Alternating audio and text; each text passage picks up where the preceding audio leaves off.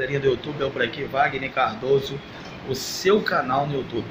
Se inscreva no meu canal, deixe o seu joinha, vai lá no sininho, aperta o sininho das notificações, que eu vou estar trazendo mais conteúdo para vocês. E você inscrito no meu canal, sempre que ver vídeo novo, vai chegar para vocês aí.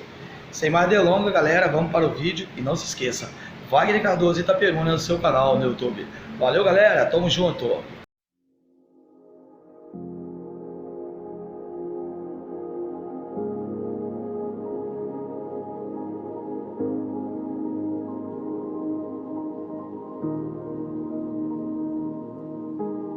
Manuel Francisco dos Santos, mais conhecido como Mané Garrincha, nasceu em 28 de outubro de 1933 em Pau Grande, Magé, uma cidade pequena que fica a cerca de 70 quilômetros do Rio de Janeiro.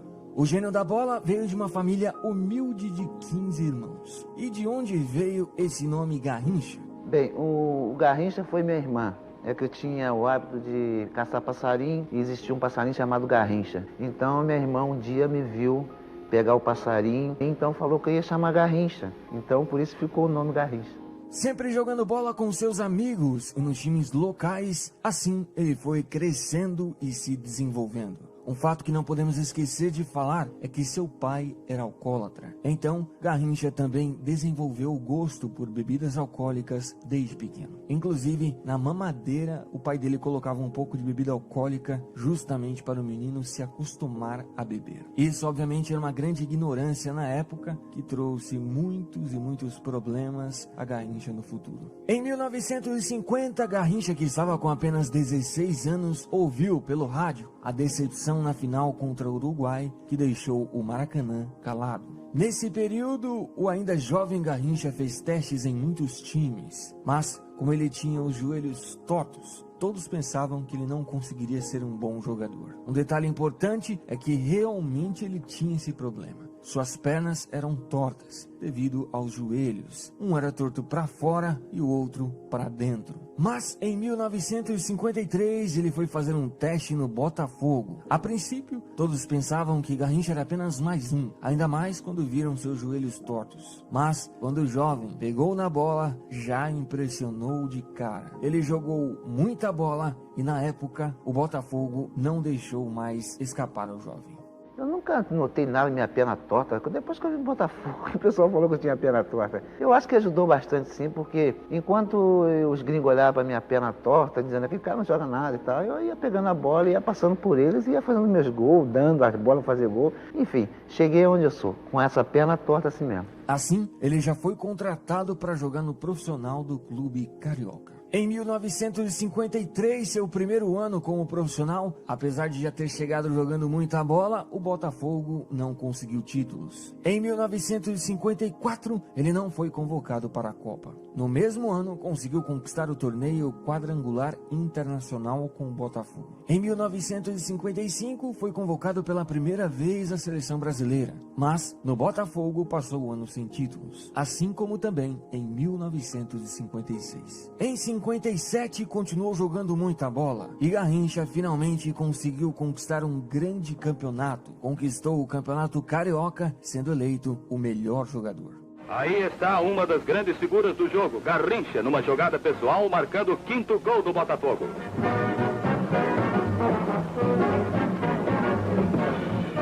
Em 58, um detalhe importante de se falar é que Garrincha não estava entre os convocados para a Copa. Mas, pela desistência de um jogador, ele foi convocado quase que na última hora. No começo da Copa, ele e Pelé não eram titulares. Mas, no terceiro jogo, isso não era mais problema. Garrincha e Pelé se tornaram titulares absolutos. E assim, jogaram juntamente com o grande Didi, o fino da bola. E como nós sabemos, levaram o Brasil finalmente ao primeiro campeonato mundial.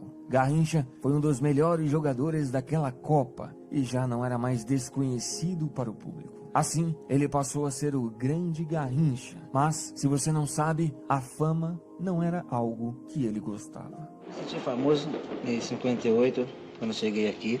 Depois fui para minha terra, em Pau Grande. Senti que estava famoso porque, conversando com os amigos, um deles falava. E minha casa vivia muito cheia de gente. Eu saía também para fazer compra e viajava sempre de trem e sentia talvez assim, vinha cansado dos treinos e achava que o pessoal ali já não estava assim perturbando um pouco. Então eu me sentia um pouco cansativo da vida de ídolo. Mas você sabe que nós não podemos fazer nada, temos que aguentar isso tudo porque o povo quer e para eles é bom, mas para nós não somos porque é meio cansativo, sabe? E ainda em 58, ele conquistou com o Botafogo o torneio pentagonal do México. Em 1959, passou o ano sem títulos pelo clube carioca. Em 60, voltou novamente a conquistar um torneio internacional. Agora, conquistou o torneio internacional da Colômbia. Em 61, viveu grandes conquistas. Ele conquistou o campeonato carioca, sendo novamente eleito o melhor jogador. Com Didi, Garrincha, Amarildo, Zagallo, China, Amoroso e Neivaldo, o Botafogo armou seu ataque de briga, capaz de marcar os tentos que o quadro precisava para a conquista do título. É uma das jogadas clássicas de Garrincha e que tantas vitórias deu ao alvinegro.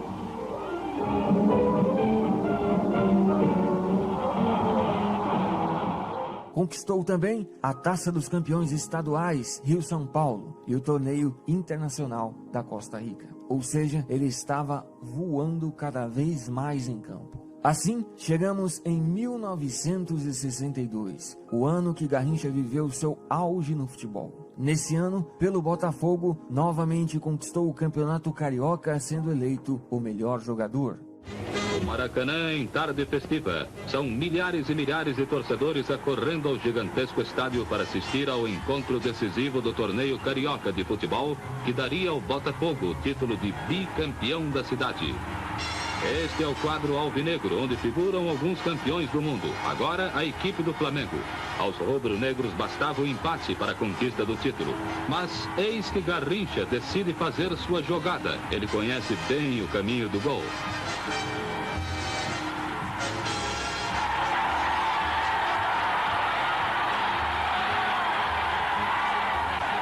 Garrincha, o incontrolável, o imarcável, o rompedor de defesas, abre o caminho da vitória. 1-0 para o Botafogo em apenas 10 minutos de jogo. Mas havia Garrincha em dia de gala.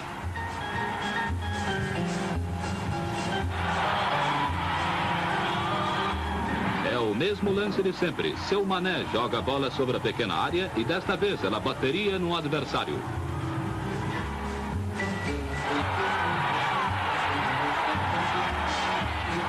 Mas na hora decisiva, o Botafogo sabe fazer gols. 3-0, estava garantido o bicampeonato.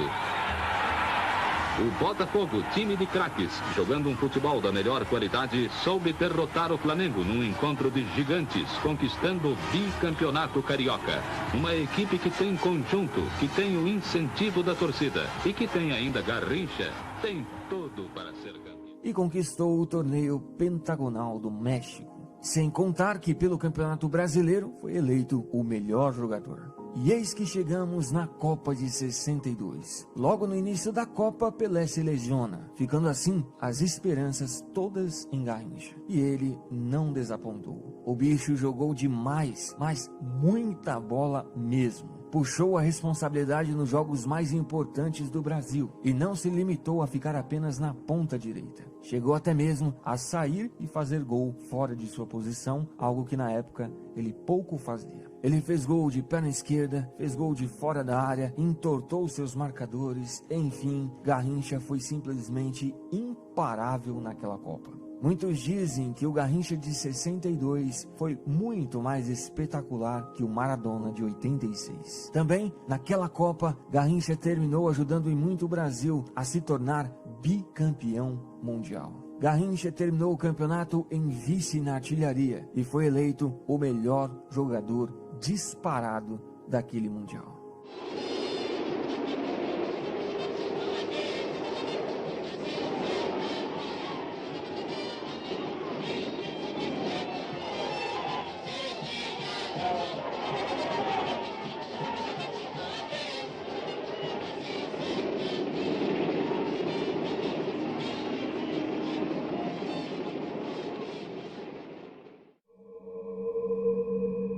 Mas, daqui para frente, as coisas para o jogador brasileiro começaram a não ir tão bem. Seu joelho começava a dar problemas, e assim, muitas vezes, ele teve que tomar injeções para poder jogar pelo Botafogo. Mas, essas injeções trouxeram muitos problemas ao joelho dele posteriormente. Por tomar injeção no joelho, esperando, por exemplo, que aquilo não fosse nada, aquilo fosse uma coisa passageira. Então eu fui para a Europa e tive lá 6 jogos e tomei 6 injeções no joelho, porque o Botafogo, naquela época, pedia 15 mil dólares. Eu, como sempre bom, como sempre pessoa humana, eu chegava e pensava que era tudo, aquilo não passava de 4, 5 dias, estaria bom. Mas eu me prejudiquei bastante. Eu voltei para o Brasil, voltei bem mal mesmo. Em 63, o time passou o ano sem títulos. Em 64, conquistou o torneio Rio-São Paulo e alguns outros torneios locais. Mas, a essa altura, Garrincha jogava pouco pelo Botafogo, muito por causa de seu joelho que estava cada vez pior. Em 65, o Corinthians demonstrou interesse no jogador. E em setembro de 65, ele fez sua última partida pelo Botafogo. Aí então houve uma bola para Garrincha e seu Mané correu célere na direção do gol.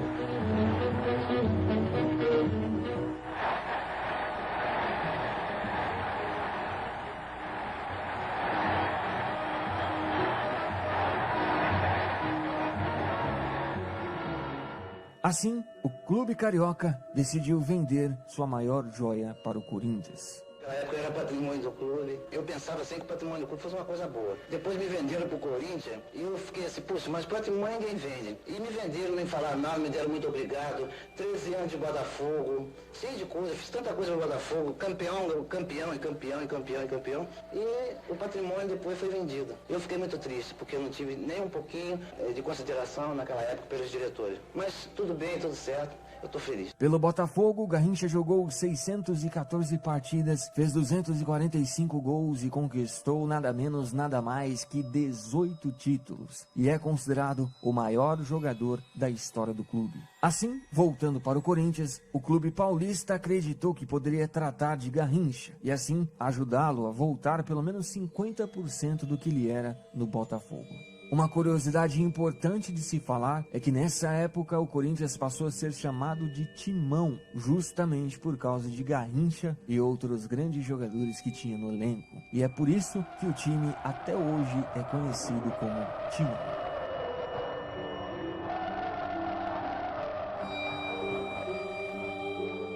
Apesar do Corinthians ter feito de tudo para ajudar o jogador com seu joelho, esse problema não deixou muito o futebol de Garrincha voltar. Mesmo assim, ele ainda fazia algumas partidas boas. Prova disso é que ele ainda foi convocado para a Copa de 66. Mas o Brasil naquela Copa foi uma decepção e todos perceberam de uma vez por todas que Garrincha já não era mais Garrincha. Depois que voltou da Copa, ele não conseguiu mais jogar com frequência no Corinthians. E assim, com o tempo, ele preferiu deixar o clube paulista. Pelo Corinthians, foram apenas 13 partidas e 2 gols. Depois, o jogador passou por alguns clubes, incluindo o Flamengo, onde jogou apenas 15 partidas e fez 4 gols. O homem de 58 e de 62, Mané Garrincha. O bom e maravilhoso Mané, do corte pela direita e do lançamento perfeito para a área. Jamais houve um ponta-direita como ele. Há 2 anos, Garrincha parecia ter acabado. Andou de clube em clube sem ver bola. Ninguém mais acreditava no craque, que reagiu num esforço desesperado e agora veste a camisa número 7 do Mengo. E foi justamente nessa decadência natural que o problema dele com o álcool se manifestou ainda mais. Assim, em meio a muitos e muitos problemas com o joelho e com o alcoolismo, finalmente ele encerrou sua carreira em 1972, jogando pelo Olaria. Em 73, ele fez seu jogo de despedida com a seleção brasileira. Aí vai Mané. Sai o lindo de Brunet, vai Mané e faz o gol. Errou, Pet, que pecado de lance. Faltou o gol nesse lance, hein? Com o Mané metendo no meio das canetas do Brunet.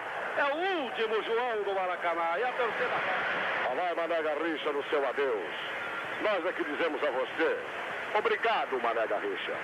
Muito obrigado pelo futebol espetacular que você deu a este Brasil que você tanto ama.